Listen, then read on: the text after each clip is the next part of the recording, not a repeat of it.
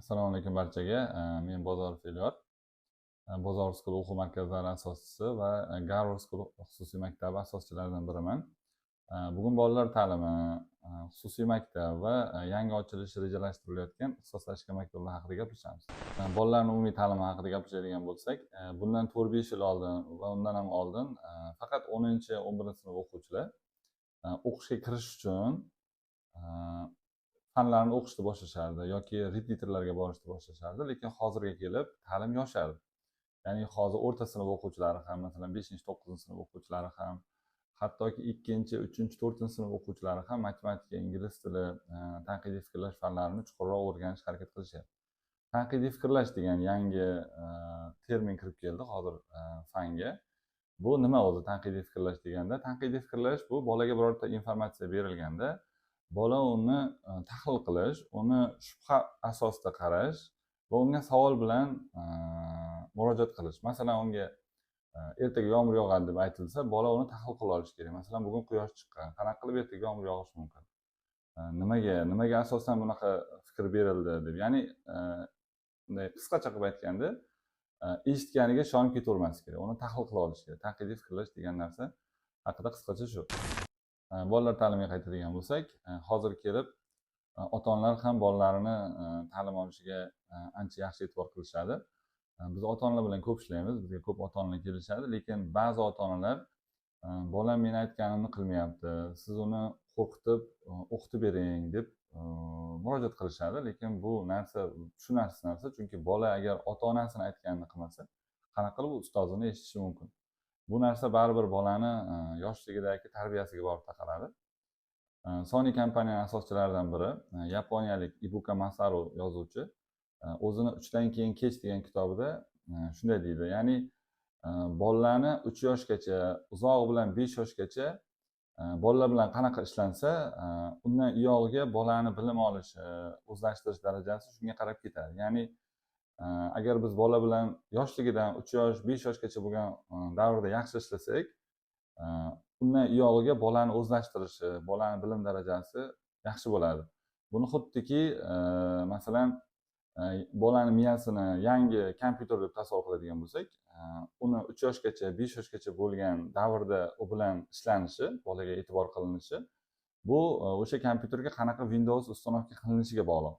Agar u yaxshi Windows bo'lsa, u kuchli Windows bo'lsa, ya'ni uстановкасы yaxshi bo'lsa, undan uyog'iga, undan keyin u kompyuterga, ya'ni bolani miyasiga uстановка qilinadigan, ya'ni o'rnatiladigan programmalar oson o'rnatiladi va yaxshi ishlaydi. Ya'ni kuchli programmalarni ham, kuchli dasturlarni ham ko'tara oladigan miya bo'ladi.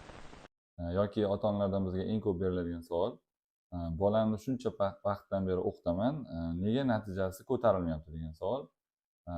Bu narsa har bir bolani o'zlashtirish qobiliyatiga bog'liq. Agar bola bilan yoshlikdan, o'sha 3 yoshdan 5 yoshgacha bo'lgan davrda bog'chasida yoki oilasida unga mos kitoblar bilan, yoshiga mos o'yinchoqlar bilan birga vaqt o'tkazib, birga shug'ullanib, uni miyasi rivojlantirilsa, yoshi katta bo'lgandan so'ng uni o'zlashtirish darajasi ancha yuqori bo'ladi.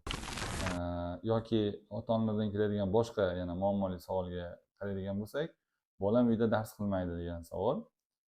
Agar buni yaxshilab tagiga yetadigan bo'lsak, bolani qo'lida telefoni bor bo'ladi va hatto ota-onasi ham o'sha bolani qo'lidan telefonni olib qo'ya olmasligi haqida aytishadi. Albatta, bolani qo'lida telefon bo'lgandan so'ng uyga vazifasini bajarmasligi tabiiy, sababi uni hozirgi yoshida telefon uyga vazifasiga nisbatan 10 barobar qiziqarli. Shuning uchun bolani o'qishi, o'zlashtirishi uni yoshligidan unga beriladigan tarbiyaga, unga beriladigan e'tiborga juda katta bog'liq. Bola eng ko'p vaqtini qayerda o'tkazadi? Bola eng ko'p vaqtini oilasida va maktabida o'tkazadi. Demak, bolani ta'lim tarbiyasiga eng ko'p ta'sir qiladigan muhit bu oilasi, maktabi, maktabidagi o'rtoqlari, qo'lidagi telefoni, telefondan ko'radigan narsalari va telefondan o'ynaydigan o'yinlar. Shuning uchun bola qaysi maktabda o'qiyapti, kim bilan o'qiyapti, bu juda muhim. Biz xususiy maktabimizda endi ochganimizda birinchi 2 oyda juda qiynalganmiz, sababi bolalarni tartib tarbiyasini bir tizimga tushirib olish qiyin bo'lgan. Buni yechimi sifatida eng birinchi navbatda biz maktabga telefon olib kirishni taqiqladik. Umuman maktab hududida telefon ishlatish qat'iyan taqiqlandi. Natijada bola sekin-sekin kun davomida umuman telefondan foydalanmaslikka o'rgandi. Keyin tartibi yomonroq bolalar bilan ota-onasi bilan birgalikda qattiq shug'ullandik va bolalarni, o'quvchilarni har bir daqiqasida band qilishga harakat qildik.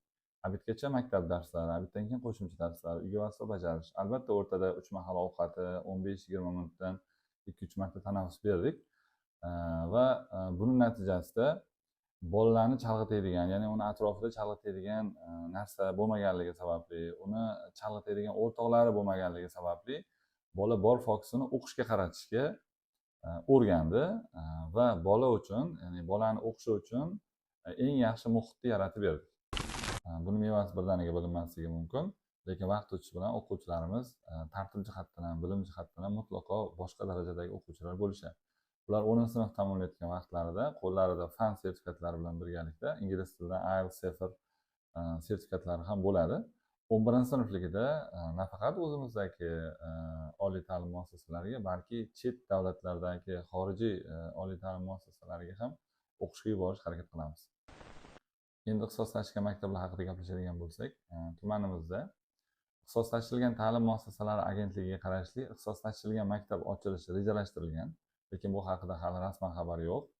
Agar bu maktab ochiladigan bo'lsa, 4-sinfdan 9-sinfgacha bo'lgan o'quvchilarni imtihon asosida qabul qiladi. Imtihon Qarshi shahrida bo'lib o'tadi. Imtihon matematika, ingliz tili fanlaridan bo'ladi. Ko'pchilik bu maktabni Prezident maktabi bilan adashtiradi. Prezident maktabi umuman boshqa maktab. Prezident maktabi har bir viloyatda bittadan va u ochilgan. Qashqadaryoda, Qarshi shahrida 2021-yilda Prezident maktabi ochilgan. Biz tayyorlagan, biz o'qitgan o'quvchilardan shu paytgacha 15 ta o'quvchi Prezident maktabiga kirgan. Prezident maktabi faqat 4-sinfni tamomlagan o'quvchilarni qabul qiladi. Yana bir boshqa maktab haqida gapiradigan bo'lsak, bu maktab axborot texnologiyalariga asoslangan Muhammad al-Xorazmiy nomidagi maktab. Bu maktab shu paytgacha faqat Toshkent shahrida bor edi. Yangi o'quv yilidan Qashqadaryoda, Qarshi shahrida ham bu maktab ochilishi rejalashtirilgan. Lekin bu haqida ham hozircha rasman xabar yo'q. Agar bu maktab ochiladigan bo'lsa, bu maktabga ham 4-sinfdan 9-sinfgacha o'quvchilar imtihon asosida qabul qilinadi. Imtihoni matematika, ingliz tili fanlaridan bo'lib o'tadi. Bu maktablar haqida, umuman ta'limda bo'ladigan yangiliklar haqida bilmoqchi bo'lsangiz, bizni ijtimoiy tarmoqlarimizni kuzatib borishingiz mumkin. Yoki sizda boshqa savollar tug'iladigan bo'lsa, shu video ostida kommentariyada qoldirsangiz javob berishga harakat qilamiz. Rahmat.